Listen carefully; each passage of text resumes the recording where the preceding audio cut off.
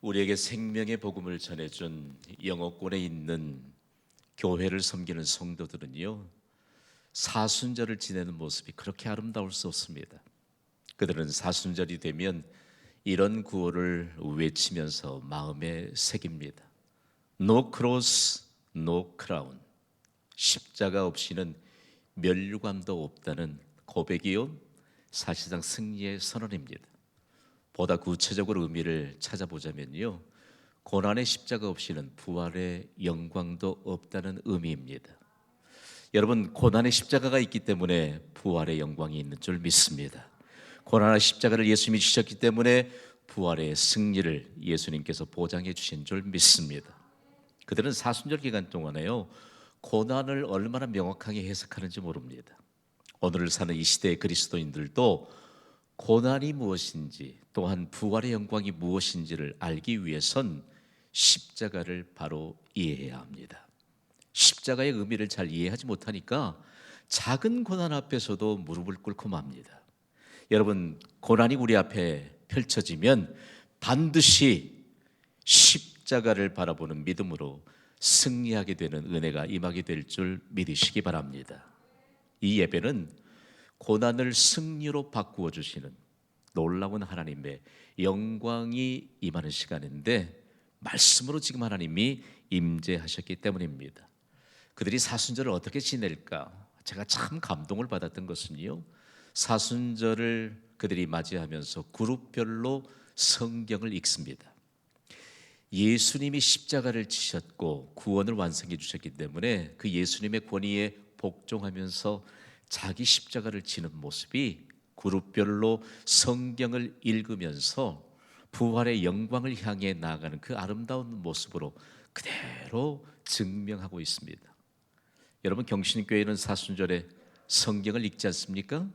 2022년도에는 신약 성경을 일독하면서 40일 기적행진을 하고 있습니다. 십자가를 지시고 구원을 완성하신 예수님의 권위에 복종하며 자기 십자가를 지는 아름답고 향기로운 예수님의 제자들의 모습이 경신교회를 통해서 온 세상에 증거되기를 주님의 이름으로 축복합니다. 이번 사순절 기간에 십자가를 깊이 묵상합니다. 예수님이 십자가에서 구원을 완성하시기 이전에, 예수님이 십자가를 지시기 이전에 십자가는 사람들에게 멸시의 대상이었습니다. 저주의 대상이었습니다. 조롱의 대상이었습니다. 십자가는 사람들이 거리끼는 것이었습니다. 십자가는 사람들이 무시무시하게 생각했던 혐오의 대상이었습니다. 이런 정황 때문에 사람들은 십자가를 대놓고 무시하고 멸시하고 외면했습니다. 그런데 무엇보다 중요한 것은 십자가를 지신 예수님을 외면하고 그들은 거절했다라고 하는 사실들이 인류 역사상 계속적으로 슬픔으로 해석되고 있습니다. 여러분, 그럼에도 불구하고 예수님이 십자가를 지심으로 십자가는 하나님의 능력이 되었습니다. 십자가는 하나님의 능력입니다. 예수님이 십자가를 지셨다는 이 사실을 과연 성경은 어떻게 증거하고 있을까? 오늘 본문은요, 십자가는 예수님의 놀라운 희생적인 대속적인 죽음을 가져왔지만 그 십자가가 바로 하나님의 능력인 것을 증거하고 있습니다. 대단히 중요한 내용들을 오늘 우리에게 가르쳐 주고 있습니다. 여러분, 생각해 보세요. 광주광역시에 교회가 세워진 때가 언제입니까? 교회가 세워지기 전에 여전히 사람들은 십자가에서 구원을 완성하신 예수님을 외면했을 것입니다. 그리고 생각지도 못할 이 땅에 교회가 세워지고 바로 십자가가 하나님의 능력인 것이 증거되었듯이 십자가를 그렇게도 멸시하던 고린도에 교회가 세워졌습니다. 여러분, 성경은요, 전 세계를 총망라할 수 있는 하나님의 영역으로 증거되고 있잖아요. 저는 고린도를 가봤습니다만 아마 대부분 많은 분들이 고린도에 못 가보셨을 것입니다. 고린도는요, 오늘 말씀의 배경이 되는데 십자가를 멸시할 뿐만 아니라 그야말로 사람의 말들로 십자가를 잘못 해석하는 이런 대표적인 도시였습니다. 우리는 그리스라고 하는 나라를 역사를 통해서 잘 배웠습니다. 그리스에는 도시 국가들이 많았잖아요. 도시 국가들이 발전하면서 그 도시의 성장이 곧 그리스라고 하는 국가의 힘과 그리고 구체적으로 권위를 상징하게 되었습니다. 그리스에 속해 있는 여러 도시 국가들 가운데 고린도라고 하는 도시는 군사적으로나 경제적으로 첫 번째로 가던 그런 도시였는데, 이 고린도 시에는요, 여러분 항구였기 때문에 돈도 이곳을 향해 몰렸고요, 사람들도 이곳을 향해 몰려오는 바람에 흥왕한 도시가 되었습니다.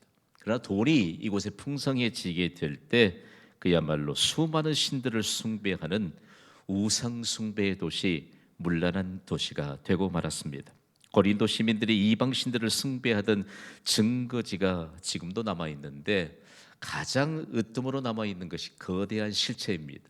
여러분이 사진으로 보는 뒤에 있는 정상이 바위로 된 시지프스 산이 우상 숭배 본거지입니다. 사실상 고린도 전후서를 완전하게 해석할 수 있는 배경이 되는 곳입니다.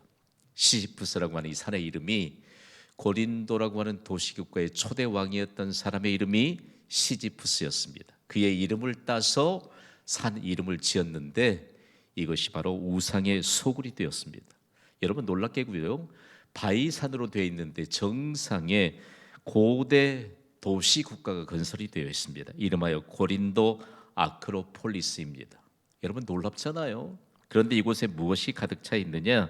수많은 신들을 숭배하는 사원과 사당들로 빼곡하게 들어서 있습니다. 그 대표적인 사원이 사랑의 여신으로 숭배했던 아프로디테 신전입니다. 여러분 아프로디테는 우리에게 보다 친숙한 이름 비너스라고 하는 이름으로 우리에게 가까이 다가오고 있잖아요. 이처럼 가장 으뜸의 신으로 숭배했던 그 우상 본거지에는 어떤 일들이 있었을까요? 항상 그곳에는 천여 명의 창녀들이 있었습니다. 그리고 수많은 남성들을 향해 종교적인 명분으로 음행을 일삼으면서 종교적인 봉사를 하면서 고린도를 불명의 도시로 추락시키고 말았습니다.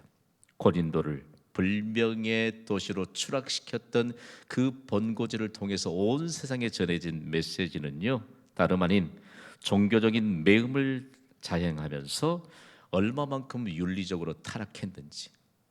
당신 어디서 왔습니까? 라고 물으면 고린도에서 왔는데, 고린도에서 왔다고 말하는 것이 너무 창피스럽습니다.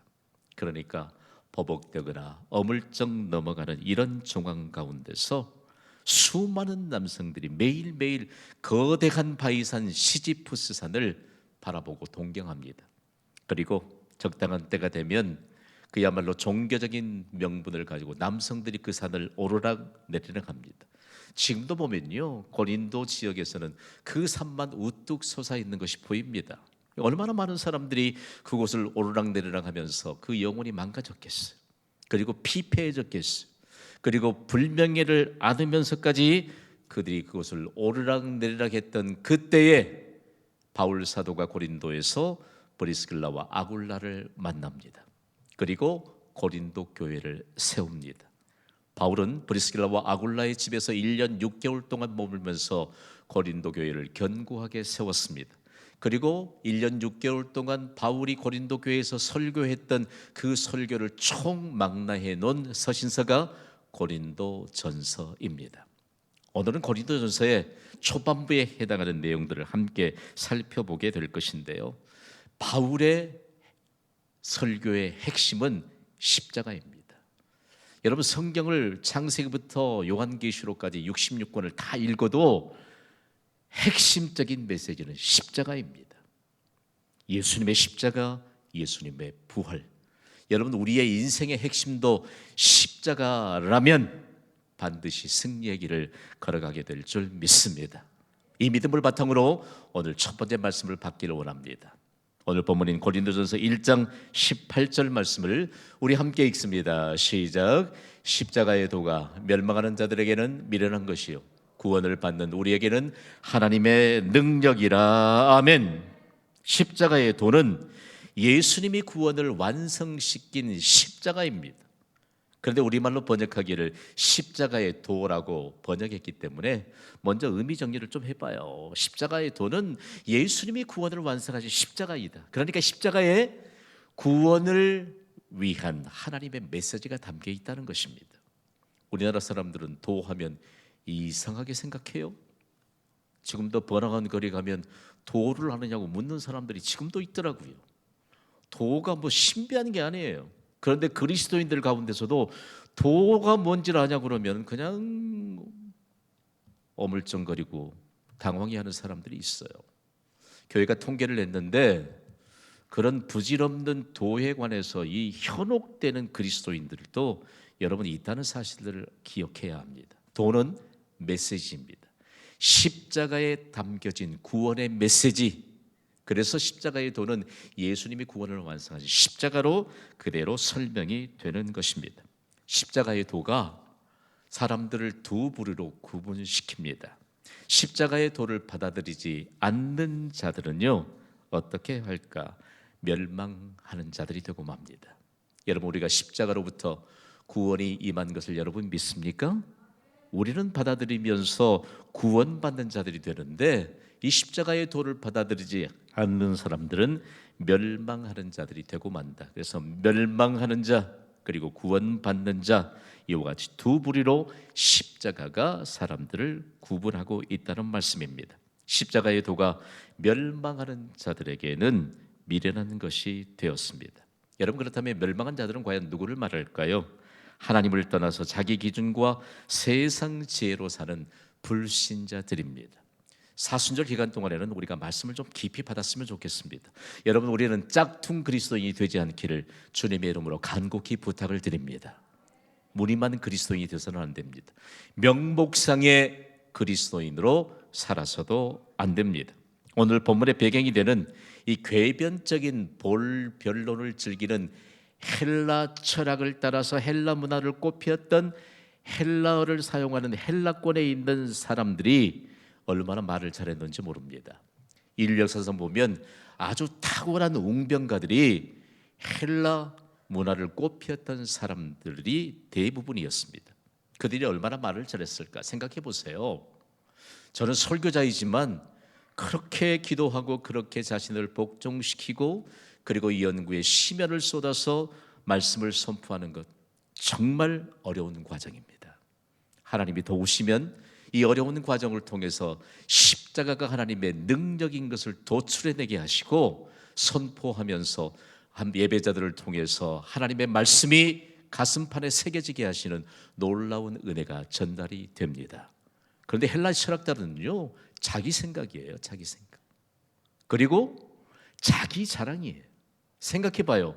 목사가 여기 있어서 자기 자랑과 자기 생각을 늘어놓는다면 무슨 원고가 필요하겠어요? 여러분, 누군가를 만날 때 자기 자랑 일삼는 사람들은 좀 경계하셔야 돼요. 하나님이 자기 자랑을 어떻게 평가하시느냐? 하나님이 무가치한 것으로 인정하십니다.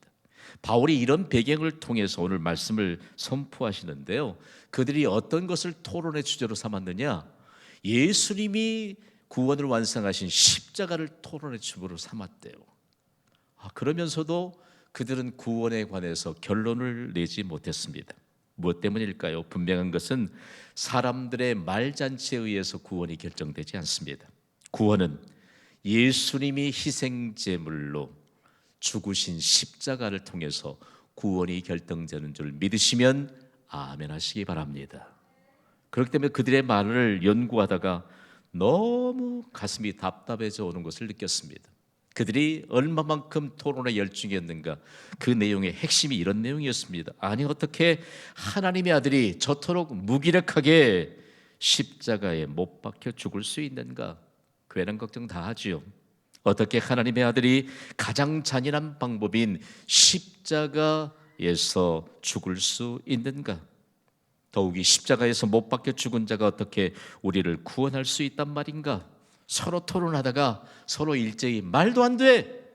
그러면서 결론 아닌 결론을 맺습니다. 그러다가 그들은 고개를 흔들었는데 십자가의 도를 이렇게 받아들이지 않으므로 멸망했습니다. 영원한 형벌이 있는 지옥으로 떨어지고 말았습니다. 여러분, 우리가 아무리 돈이 많다 한들 우리의 자녀들에게 돈으로 구원을 안겨줄 수 있겠습니까? 우리가 아무리 막강한 힘을 가졌다 한들 우리가 가진 힘으로 우리의 자녀들에게, 우리의 가족들에게 구원을 안겨줄 수 있겠습니까?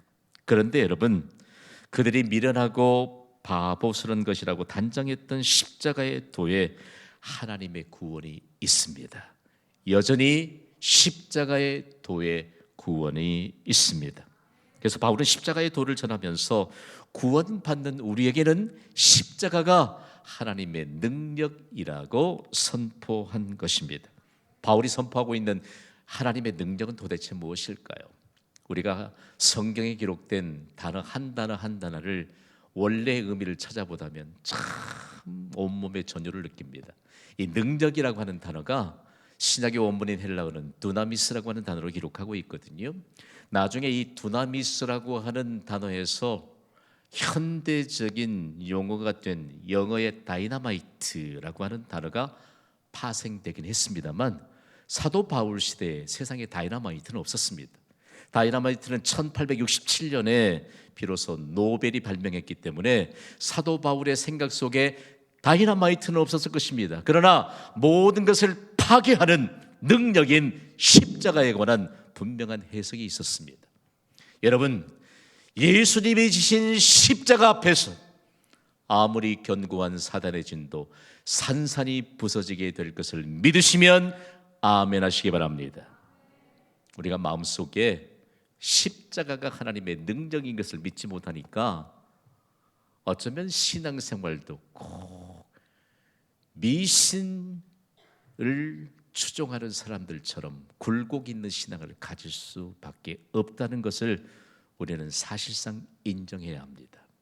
여러분, 십자가에서 구원을 완성하신 예수님을 믿습니까? 그 십자가를 바라보는 자에게 하나님의 능력이 임할 것을 믿으시기 바랍니다. 우리의 마음에 새겨진 십자가, 이 십자가를 붙는 우리의 삶의 현장마다 하나님의 능력이 임하게 되기를 주님의 이름으로 축복합니다. 그러면서 오늘 우리에게 십자가가 바로 하나님의 능력이라고 말하고 있습니다. 여러분, 왜 십자가가 하나님의 능력일까요? 십자가가 하나님의 능력인 것은 우리를 죄에서 구원해내기 때문입니다. 오늘 좀 시간이 좀 많다면 여러분, 구원 어떻게 받으셨습니까? 초보적인 질문을 좀 여러분께 드리고 싶어요. 여러분, 십자가가 하나님의 능력인 것은 우리를 죄에서 구원해내기 때문입니다. 유일한 하나님의 능력으로 우리가 구원을 받았기 때문입니다.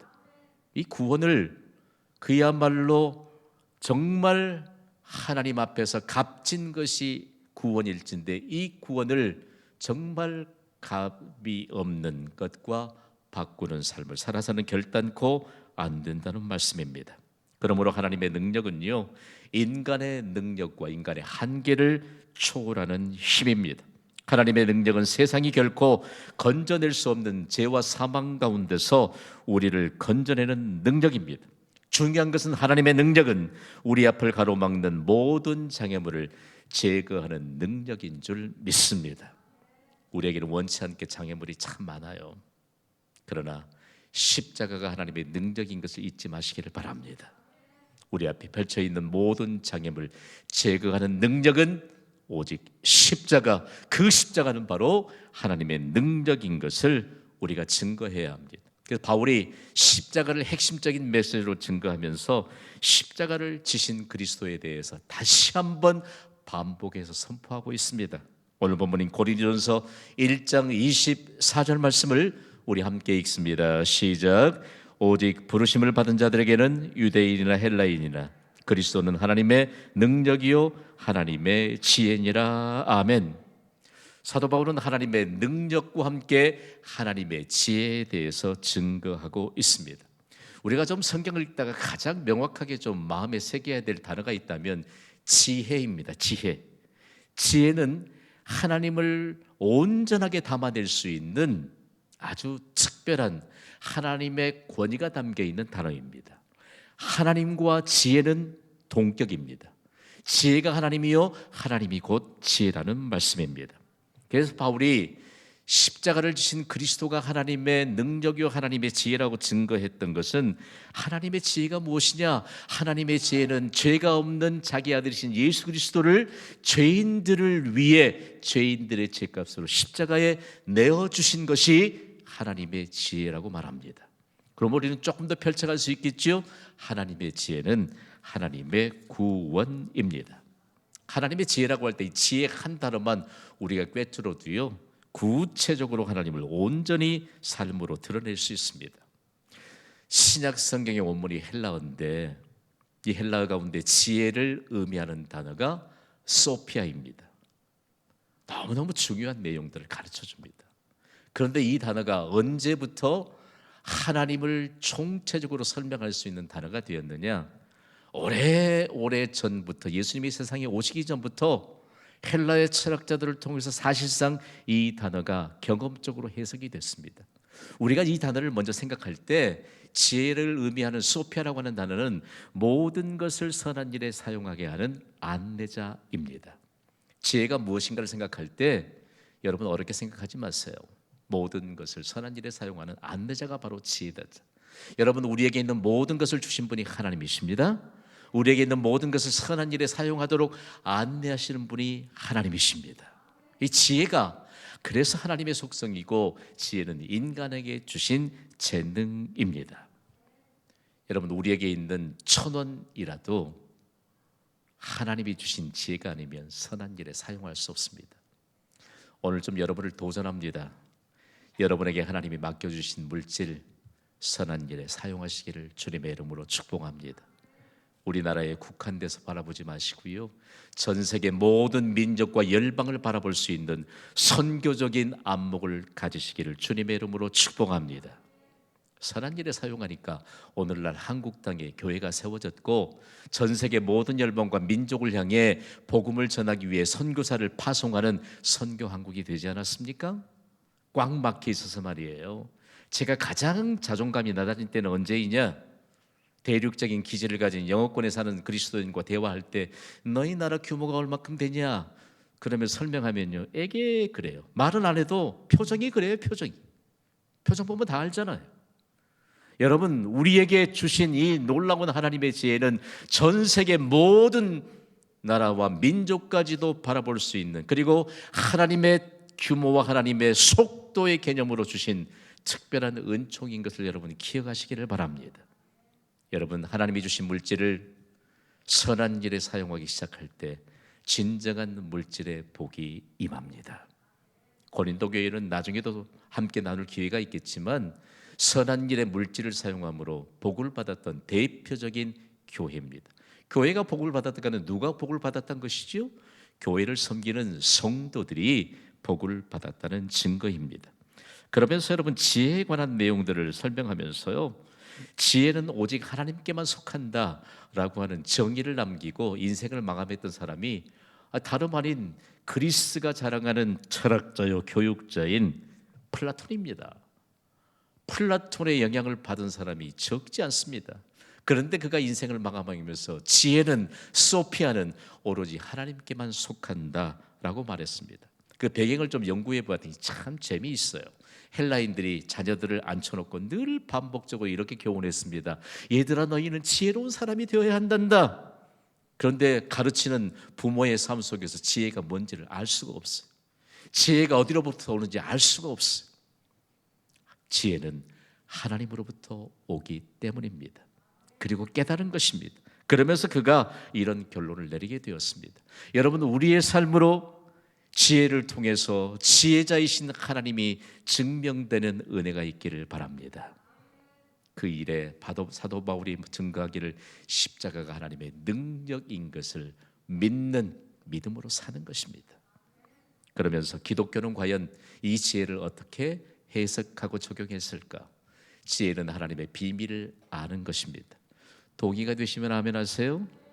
바울이 고린도에서 얼마나 그곳이 우상의 소굴이었는지 1년 6개월을 머물렀습니다. 그러면서 브리스길라와 아굴라 집에서 머물면서 고린도 교회를 세워가면서 수없이 많은 설교를 해냈는데 그가 순간순간 하나님의 비밀을 전수받은 것을 경험으로 하나님의 메시지를 선포했습니다. 여러분, 하나님이 임재해 계시는 이 예배가 하나님의 비밀을 전수받는 축복의 시간이 되기를 바랍니다. 여러분, 어쩌다 기회가 돼서, 시간이 돼서, 형편이 돼서 예배에 나왔다, 이런 고백이었기를 바랍니다. 이 예배는 하나님의 비밀을 전수받는 축복의 과정이요, 축복의 시간입니다. 여러분, 기도는 하나님의 비밀을 전수받는 시간입니다. 우리가 기도하기 시작하면 하나님의 비밀을 전수받는 놀라운 믿음의 역사가 펼쳐집니다. 오늘 우리가 담대하게 하나님의 말씀 앞에 설 수 있는 것, 담대하게 하나님의 말씀을 증거할 수 있는 것은 바울처럼 하나님의 비밀을 전수받기 때문입니다. 여러분, 제가 만약에 하나님의 비밀을 전수받지 못하고 어떤 단어 하나를 여러분과 함께 나누겠습니까?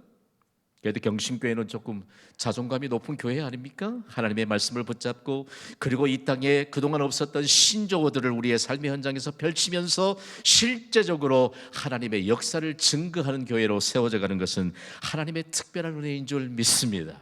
여러분, 매 순간마다 바울 사도처럼 하나님의 비밀을 전수받고 비밀을 아는 지혜의 소유자가 되시기를 주님의 이름으로 축복합니다.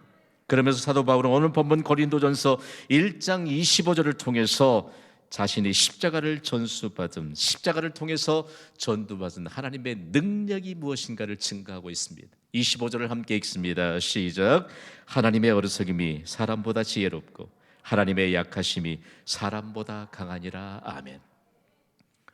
복음이 전해지는 곳곳마다 이 말씀이 증명되었습니다. 여러분, 인류 역사상 한때 영으로 칭함을 받았던 나폴레옹 아시죠? 이 사람의 인생의 시작이 예배자였습니다. 놀랍습니다, 여러분. 그런데 자기 힘이 생기니까 그 힘으로 세상을 정복하고 지배하라고 하는 자기 욕심이 생깁니다. 한때 세상을 지배했잖아요.